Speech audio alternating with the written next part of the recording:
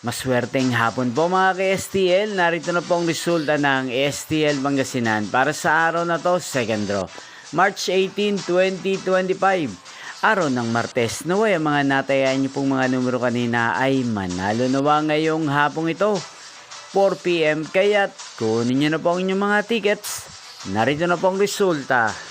Ang mga numerong nanalo sa STL Pangasinan ngayong hapong ito, March 18, 2025, 5 PM, second draw result, 4 at 5 in exact order. Sa lahat po ng tumaya kanina sa STL Pangasinan para second draw ng 4 at 5, congrats po sa inyo, panalo po kayo. Again, 4 at 5.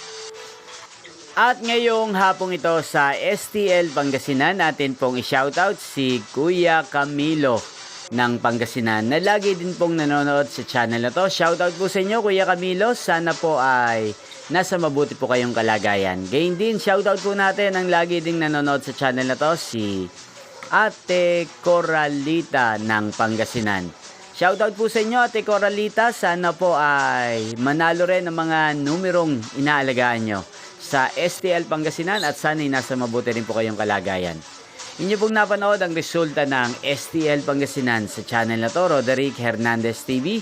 Maraming salamat po sa patuloy nyo pong pagsuporta sa aking channel. Magkita-kita pong muli tayo mamayang 8:45 PM.